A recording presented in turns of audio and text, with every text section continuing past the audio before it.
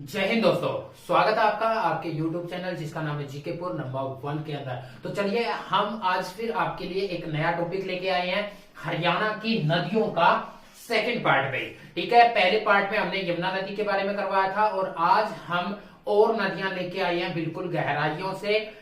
तो अगर आप हमारे चैनल पर नए हैं तो चैनल को सब्सक्राइब कर लें और लाइक कर दें ताकि सबसे पहले आप तक नोटिफिकेशन पहुंचती रहे। तो चलिए टॉपिक को शुरू कर लेते हैं। तो आज का जो हमारा रहेगा वो रहेगा भाई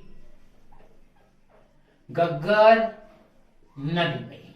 गग्गर नदी सबसे पहले जो क्वेश्चन पूछा जाता है वो ये पूछा जाता है, गग्गर नदी निकलती कहां से है? तो इसका उद्गम स्थल बताओगे। इसका जो उद्गम स्थल है, निकलती कहां से है? तो ये निकलती है, मैंने एक बात बताई थी कि यमुना नदी को छोड़कर हरियाणा की कोई भी नदी पूछ ले तो वो सारी की सारी जो उत्तरी उपवा तंत्र की नदियां हैं, शिवालिक की पहाड़ियों से भाई। कहां से भाई? शिवालिक की पहाड़ियों से ये निकलती है। ठीक है, शिवालिक की पहाड़ियों में प्रॉपर स्थान पूछ लेते हैं कि कहां से, ये प्रॉपर स्थान कहां से? तो हिमाचल प्रदेश के डगसाई भाई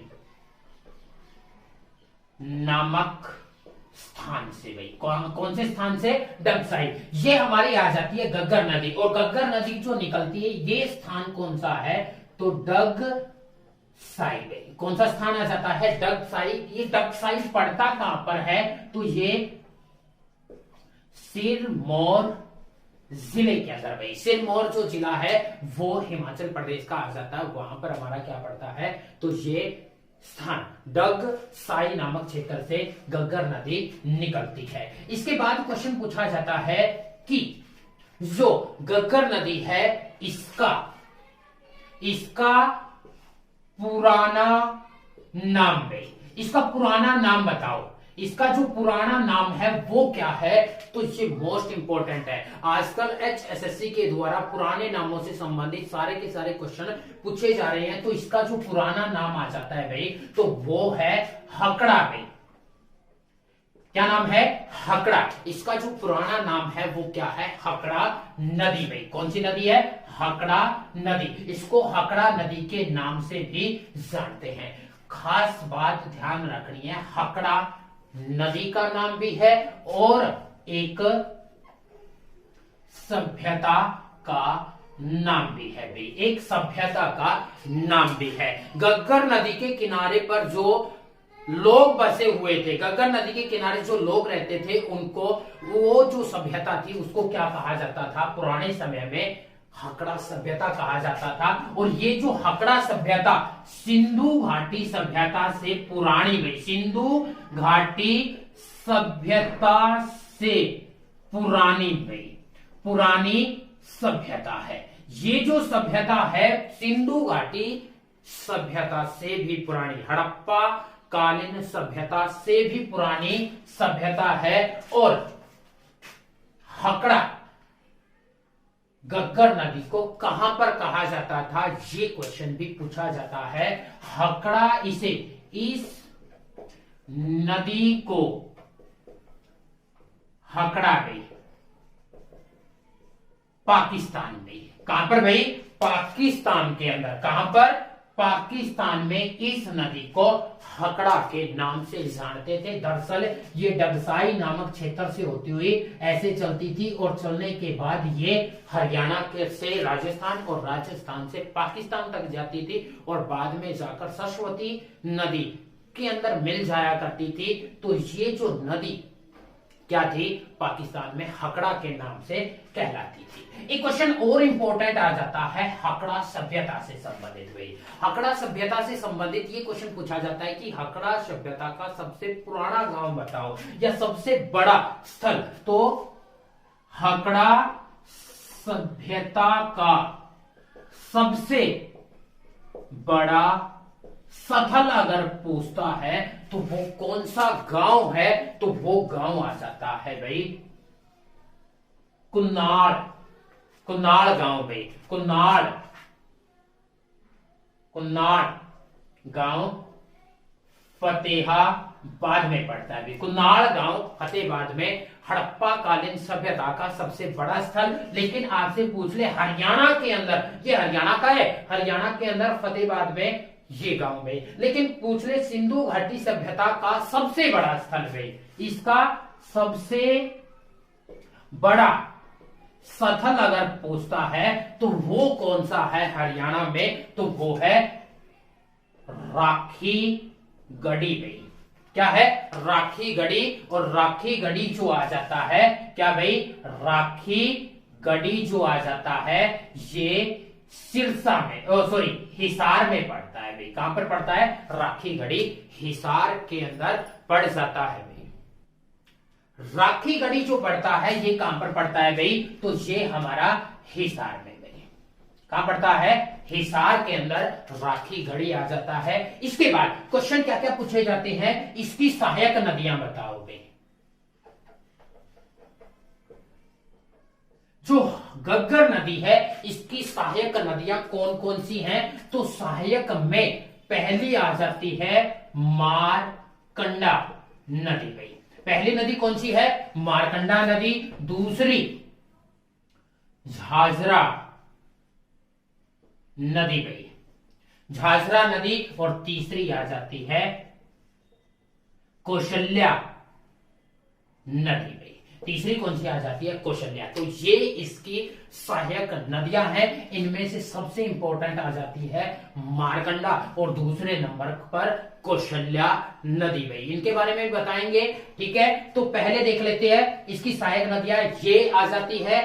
अब क्वेश्चन पूछे जाते हैं हरियाणा में प्रवेश भाई।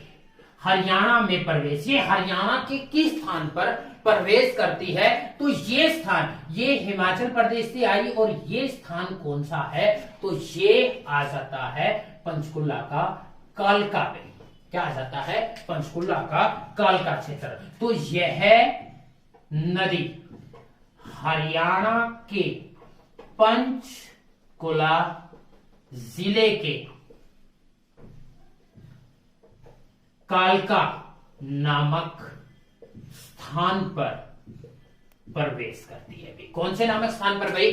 कालका। कालका नामक स्थान पर ये प्रवेश करती है। और ये कालका मोस्ट इंपॉर्टेंट है क्योंकि कालका के अंदर जो पटड़ी है, जो नैरो गेज है भाई, जो क्या आ जाती है? नैरो गेज आ जाती है। ये नैरो गेज क्या होती है? नैरो गेज बोलते हैं दो पटड़ियों के बीच की जो दूरी होती है, जो सबसे कम 0.610 भाई, ये जो होती है वो हमारे हरियाणा में है। कालका से शिमला तक एक ट्रेन चलती है जो नैरो गेज है भाई, और उसको यूनेस्को की विश्व विरासत के अंदर डाला गया है। तो इस वजह से भी कालका फेमस है। और दूसरा गग्गर नदी जो है वो कहां पर प्रवेश करती है? कालका नामक स्थान पर प्रवेश करती है। इसके बाद अगला क्वेश्चन पूछा जाएगा कि ये जो गग्गर नदी है, ये जो गग्गर नदी है कालका में प्रवेश करने के बाद हरियाणा के उत्तर और उत्तर पश्चिम में बहती है भाई। हरियाणा के उत्तर और उत्तर पश्चिम में जो नदी बहती है ये हरियाणा के उत्तर में और उत्तर पश्चिम, ऐसे अगर देखेंगे तो ऐसे अगर हम इसको देखते हैं तो ये हरियाणा का पूर्व पश्चिम, ये कौन सा स्थान है? उत्तर भाई। और ये अगर इसको देख ले तो उत्तर पश्चिम, ये हरियाणा के उत्तर और उत्तर पश्चिम में बहती है।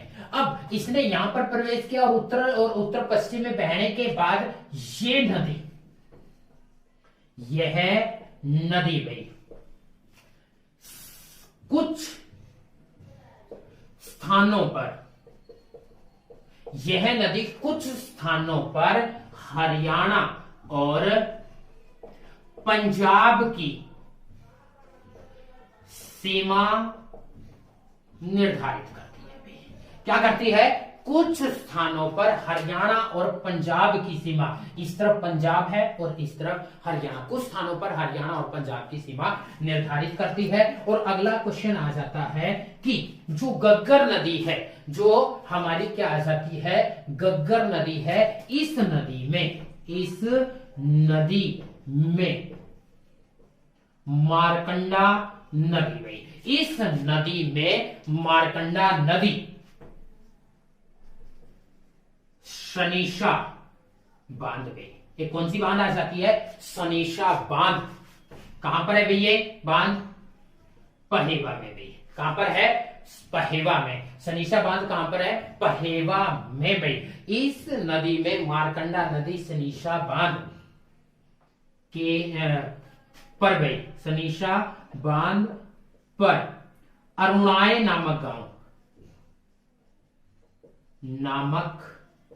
गांव के पास मिलती है भाई।